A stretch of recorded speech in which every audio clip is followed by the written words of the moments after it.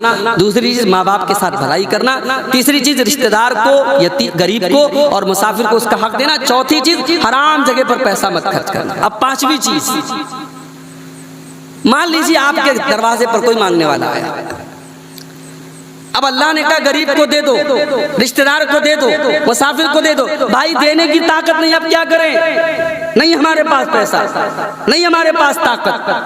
اب سامنے والے کو منع کرنا ہے تو منع کرنے کا طریقہ بھی اللہ نے بتایا، فرمایا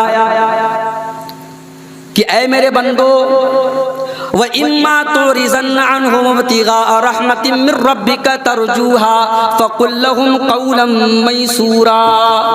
تمہارے پاس اگر ابھی دینے کی طاقت نہیں ہے، آگے امید ہے کہ اللہ تعالیٰ رحمت نازل کرے گا تو تم دو گے، تو آج کیا کرنا ہے؟ فرمایا ڈانٹنا نہیں ہے، پھٹکارنا نہیں ہے، جھڑکنا نہیں ہے، بھگانا نہیں ہے، فَقُل لَّهُمْ قَوْلًا مَّيْسُورًا، بڑی نرمی کے ساتھ، بڑی محبت کے ساتھ اس کو ٹال دینا ہے کہ بھائی ابھی میرے پاس طاقت نہیں ہے، بعد میں آنا۔ اللہ اکبر، اسلام کیسا مذہب ہے میرے بھائی، میں قربان جاؤں، اللہ نے کیسا دین ہمیں دیا ہے، دینے کا طریقہ بھی بتایا اور انکار کرنے کا طریقہ بھی بتایا۔ آپ کسی سائل کو، کسی مانگنے والے کو پھٹکار نہیں سکتے۔ ہمارے یہاں رمضان میں لوگ زکوٰۃ لینے آتے ہیں، چوتھا حکم وَلَا تُبَذِّرْ تَبْذِيرًا، اور اے میرے بندو تم اپنے مال کو ناجائز جگہوں پر خرچ نہ کرنا۔ تبذیر کس کو کہتے ہیں؟ عربی زبان میں تبذیر بنا ہے بذر سے، اور بذر کہتے ہیں بیج کو جو کھیت میں زمین پہ ڈالا جاتا ہے۔ اگر آپ بیج کو غلط جگہ ڈالیں گے تو بیج سے کوئی پیداوار نہیں ہوگی۔ مال بیج ہے، مال بیج ہے، اللہ کا دیا ہوا بیج ہے، مال کو آپ ضائع نہیں کر سکتے، مال کو برباد نہیں کر سکتے آپ۔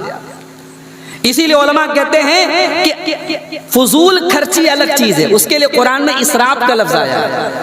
اپنے کھانے پر، اوڑھنے پر، پہننے پر اپنی لمٹ سے زیادہ خرچ کرنا وہ اسراف ہے، لیکن حرام جگہ پر ایک پیسہ بھی خرچ کرنا یہ تبذیر ہے۔ اللہ نے یہ تبذیر کا لفظ استعمال کیا، وَلَا تُبَذِّرْ تَبْذِيرًا، اے کچھ نہیں ہو رہا ہے۔ تب ایسی صورت میں کیا کیا جائے؟ اللہ نے اس کا بھی جواب دے دیا، رَبُّكُمْ أَعْلَمُ بِمَا فِي نُفُوسِكُمْ إِن تَكُونُوا صَالِحِينَ فَإِنَّهُ كَانَ لِلْأَوَّابِينَ غَفُورًا۔ اے میرے بندو اگر تمہارے دل کے اندر کوئی میل نہیں ہے، تمہارا دل بالکل صاف ہے، تم دل سے اپنے ماں باپ کی قدر کرتے ہو تو کوئی مسئلہ نہیں، اللہ سے معافی مانگا کرو، اللہ سے توبہ کیا کرو، اللہ تمہاری خطاؤں کو بھی معاف کر دے گا۔ اگر کوئی تم سے دل صاف ہونے کے باوجود اگر ماں باپ کے حق میں کوئی کمی ہو گئی، کوئی کوتاہی ہو گئی، اللہ تعالیٰ معاف کر دینے والا ہے، لیکن اپنے دل میں کبھی ماں باپ کے لیے میل نہ رکھنا۔ تو یہ دوسری نصیحت ہو گئی۔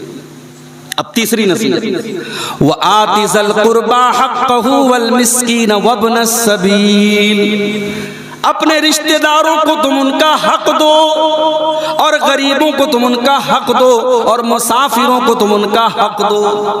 تھا تو تیرے گیلے بستر پر تیری ماں سوتی تھی اور تجھے سوکھے بستر پہ سلاتی تھی۔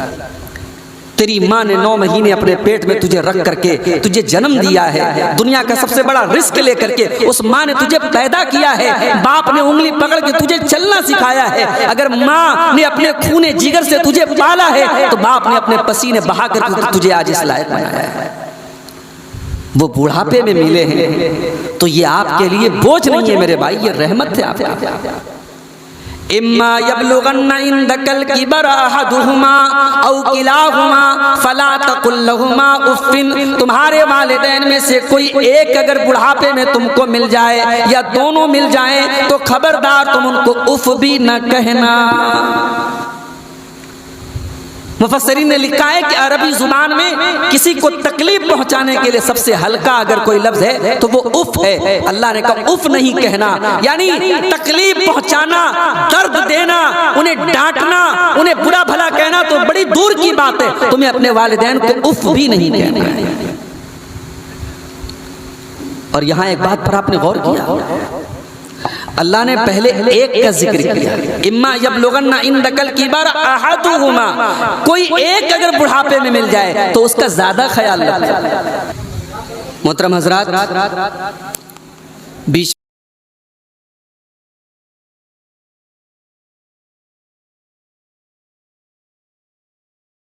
اب تک آپ نے مختلف علماء کی مختلف تقریریں مختلف موضوعات پر سماعت فرمائی. آج کے پروگرام کی آخری کڑی کے طور پر میں آپ کے سامنے حاضر ہوا ہوں، اور آج کی میری جو تقریر ہے وہ قرآن کریم کی 15ویں پارے کی کچھ آیات ہیں. سورہ بنی اسرائیل کی آیت نمبر 23 سے لے کر کے 39 تک. قرآن کا 15واں پارہ ہے، سورہ بنی اسرائیل ہے، آیت نمبر 23 سے لے کر کے آیت نمبر 39 تک. اللہ تبارک و تعالیٰ نے ہمیں اور آپ کو 15 قیمتی نصیحتیں کی. یہ وہ نصیحتیں ہیں جو ہماری دنیا بدل سکتی ہیں اگر ہم نے ان کے اوپر عمل کیا. میں چاہتا ہوں کہ آج انہی 15 نصیحتوں پر ایک مختصر سی گفتگو ہو اور ہم یہاں سے ایک پیغام لے کے قرآن کی یہ نصیحتیں ہم لے کر کے یہاں سے جائیں. دعا کیجیے رب العالمین مجھے بھی اور آپ سب کو بھی ان 15 نصیحتوں پر عمل کرنے کی توفیق عطا فرمائے. آمین. تو میں بغیر کسی تمہید کے اپنے عنوان پر آتا ہوں، اپنے ٹاپک پر آتا ہوں. قرآن کا 15واں پارہ ہے، سورہ بنی اسرائیل ہے، آیت نمبر 23. وَقَضَى رَبُّكَ أَلَّا تَعْبُدُوا إِلَّا إِيَّاهُ. تمہارے پروردگار کا یہ حکم ہے، تمہارے رب کا یہ حکم ہے، اس کا فیصلہ ہے اللہ تعبدوا الا ایاہ، کہ عبادت اگر کرو تو صرف اور صرف اسی کی کرو، اس کے علاوہ کسی اور کی عبادت نہ کرو. یہ پہلی نصیحت اللہ تعالی، اللہ کی توحید، اللہ کی عبادت میں کسی کو شریک نہیں کرنا ہے.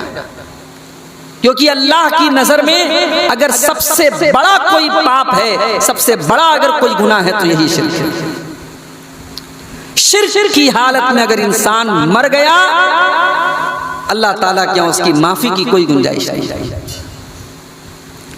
وہ اللہ جس کی رحمتوں کے تذکرے سے پورا قرآن بھرا پڑا ہے، وہی اللہ قرآن میں کہتا ہے ان اللہ لا یغفر ان یشرک بہ ویغفر ما دون ذلک لمن یشاء.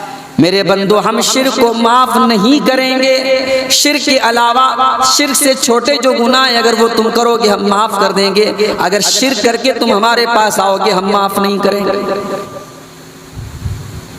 اس کو اور کلیئر طریقے سے سمجھانے کے لیے اللہ تعالیٰ نے سورہ انعام میں 18 نبیوں کا نام لے کر کے 18 نبیوں کا ذکر کر کے فرمایا وَلَوْ أَشْرَكُوا لَحَبِطَ عَنْهُمْ مَا كَانُوا يَعْمَلُونَ. ہمارے یہ 18 پیغمبر بھی اگر شرک کر دیتے ان کی ساری نیکیاں برباد ہو جاتی، ان کے سارے عمل برباد ہو جاتے. مشرک کی کوئی نیکی اللہ کیا قبول نہیں. آج مسلمان یعنی اس بات کی خطرناکی کو سمجھتا ہی نہیں ہے، وہ سوچتا ہی نہیں کہ یہ شرک کتنا بڑا گناہ ہے اور کون کون سے چور دروازے کے ذریعے اسے شرک کے راستے پہ لے کے جایا جا رہا ہے. مسلمان کو اس بات کا احساس ہی نہیں ہے. میرے بھائی ہماری نیکیوں کے لیے بہت بڑا زہر ہے شرک. ہماری نمازیں ہمارے منہ پر مار دی جائیں گی، ہماری زکوٰۃ، ہماری خیرات. اللہ کے رسول صلی اللہ علیہ وسلم جب دنیا میں آئے تو مکے میں ایک بہت نیک انسان رہتا تھا، عبداللہ ابن جدعان. غریبوں کی مدد کرتا تھا، حاجیوں کو کھانا کھلاتا تھا، فقیروں کو پیسہ دیتا تھا. ایک مرتبہ حضرت عائشہ نے کہا اے اللہ کے نبی، بڑا نیک آدمی عبداللہ بن جدعان، رشتہ داروں کی بڑی ہیلپ کرتا ہے، غریبوں کی بڑی مدد کرتا ہے، بڑا خیرات دیتا ہے، کیا وہ جنت میں جائے گا؟ اللہ کے نبی نے کہا نہیں، وہ جنت میں نہیں جائے گا. کیوں نہیں جائے گا؟ کہا اے عائشہ، عبداللہ بن جدعان نے کبھی یہ نہیں کہا کہ اے میرے رب تو مجھے معاف کر دے. اس نے اپنے رب سے، اس کی توحید سے اپنا تعلق نہیں جوڑا. وہ مشرک تھا، اس کی ساری نیکیوں کا پھل اسے دنیا میں ملے گا، آخرت میں کوئی پھل نہیں ملے گا. تو یہ پہلی نصیحت اللہ تعالیٰ، عبادت صرف اور صرف اللہ کی ہونی چاہیے، اللہ ہی سے بگڑی بنانے والا اللہ کو مانا جائے، مشکل کشا اللہ، غوث اعظم اللہ، غریب نواز اللہ، دستگیر اللہ، مشکل کشا اللہ، بندہ نواز اللہ، داتا اللہ، دینے والا اللہ، یہ سارا پاور اور اختیار اگر اللہ کے علاوہ کسی اور کو دیا جا رہا ہے، اسی کا نام شرک ہے میرے بھائیوں، جو اللہ کی نظر میں سب سے بڑا گناہ ہے۔ اس کے بعد دوسری نصیحت، وَبِالْوَالِدَيْنِ إِحْسَانًا، اور اے میرے بندو تم اپنے ماں باپ کے ساتھ، اپنے والدین کے ساتھ اچھا سلوک کرتے رہنا۔ اللہ نے یہ نہیں فرمایا جب تمہارے والدین تمہارے ساتھ انصاف کریں، اچھا معاملہ کریں، تب ان کے ساتھ تم اچھا سلوک کرو۔